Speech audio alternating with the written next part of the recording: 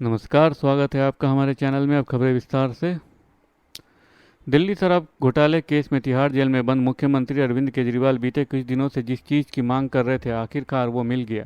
जी हां, अरविंद केजरीवाल को तिहाड़ जेल में इंसुलिन दे दी गई है। आम आदमी पार्टी के सूत्रों ने ये जानकारी दी है। सूत्रों की माने तो अरविंद केजरीवाल का शुगर लेवल लगातार हाई हो रहा था, ऐसे में उन्हें इंसुलिन दी गई है।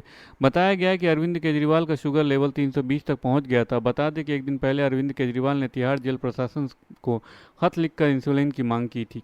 वहीं तिहाड़ जेल के अधिकारी ने कहा कि कल दिल्ली के सीएम अरविंद केजरीवाल को तिहाड़ जेल में कम खुराक वाली इंसुलिन दी गई। कल तक उनका शुगर लेवल 217 था। एम्स टीम ने कहा था कि स्तर 200 पार होने पर उन्हें कम खुराक वाली इंसुलिन दी जा सकती है। दिल्ली के मुख्यमंत्री अरविंद केजरीवाल ने सोमवार को तिहाड़ जेल के अधीक्षक को पत्र लिखकर दावा किया था कि वो रोजाना इंसुलिन की मांग कर रहे हैं और एम्स के चिकित्सकों ने कभी नहीं कहा था कि उनकी सेहत को लेकर चिंता की कोई बात नहीं है। ऑल इंडिया मजलिस इत्तेहादुल मुस्लिमीन के चीफ असदुद्दीन ओवैसी ने प्रधानमंत्री नरेंद्र मोदी पर निशाना साधा है। इस दौरान उन्होंने पीएम मोदी को अगर कांग्रेस केंद्र की सत्ता में आती है तो वो देश की संपत्ति घुसपैठियों को दे देगी वाले इस बयान पर जमकर घेरा है। इस बीच ओवैसी ने पीएम पर वोट पाने के लिए मुसलमानों के साथ दुर्व्यवहार का आरोप लगाया है। साथ ही उन्होंने कहा है कि पीएम का भाषण देखकर ऐसा लग रहा है कि भारत के वजीर आजम नहीं बल्कि हिटलर बोल रहा है।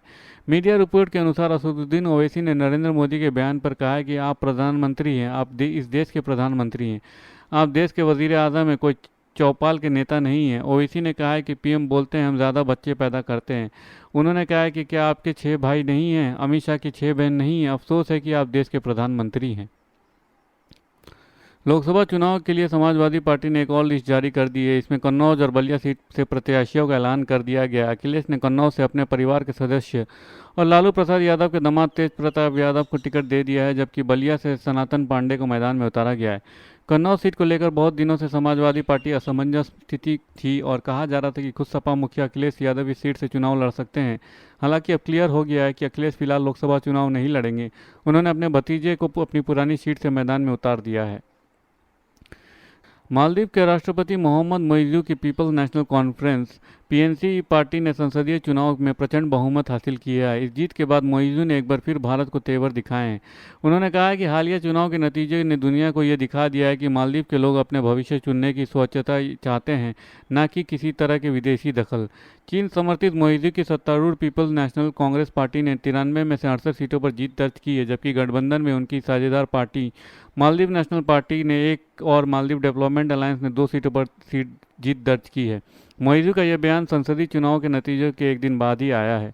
मोइजू ने कहा कि हमने अंतर्राष्ट्रीय समुदाय को बता दिया है कि हम एक गौरवान्वित देश हैं जिसे संप्रभुता और स्वतंत्रता पसंद है। उन्होंने कहा है कि संसदीय चुनाव के नतीजे इसके सबूत है कि मालदीव के लोग देश के उज्जवल भविष्य के लिए इस्लाम और उसके सिद्धांतों में विश्वास बनाए रखना चाहते हैं। ये नतीजा मालदीव के लोगों के विजन और उनके उद्देश्यों को लेकर दुनिया को दिया गया एक संदेश है। यूपी के माफिया मुख्तार अंसारी के बीते दिनों बांदा जेल में मौत हो गई थी। इस पर देश में सनसनी फैल गई थी। उनके भाई व बेटे ने आरोप लगाया था कि मुख्तार को जहर दिया गया है, जिसके कारण उनकी मौत हुई है। वहीं राज्य सरकार ने आरोपों को ध्यान में रखते हुए एक मजिस्ट्रेट और न्यायिक टीम की भी गठित की थी। साथ ही विसरा जांच रिपोर्ट के लिए लैब भी भेजा गया था। विसरा जांच की रिपोर्ट सामने आई है, जिसमें जहर की पुष्टि नहीं हुई है। जानकारी के मुताबिक मुख्तार अंसारी के विसरा जांच रिपोर्ट में जहर की पुष्टि नहीं हुई है। वहीं मौत के बाद पोस्टमार्टम रिपोर्ट में भी जहर से मौत की बात नहीं कही गई थी। बाद में उसका विसरा जांच के लिए लखनऊ के फॉरेंसिक लैब भेज दिया गया था। अब इसकी जांच रिपोर्ट न्यायिक जांच टीम को भी दे दी गई है। इससे पहले माफिया अंसारी की मौत को लेकर यूपी के डीजीपी प्रशांत कुमार ने कहा है कि मुख्तार अंसारी की मौत हार्ट अटैक के चलते हुई है। डीजीपी ने यह भी बताया कि मुख्तार अंसारी लंबे समय से बीमार चल रहे थे और बेहतर इलाज के लिए अस्पताल में भर्ती कराया गया था। धन्यवाद। खबरें समाप्त हुई। अगर आपको हमारे वीडियो के कंटेंट पसंद आ रहे हैं तो इसे लाइक और सब्सक्राइब जरूर कीजिए। अपने परिवार और दोस्तों में शेयर कीजिए और अपने सुझाव कमेंट बॉक्स में पोस्ट करना ना भूलें। धन्यवाद। आपका दिन शुभ हो।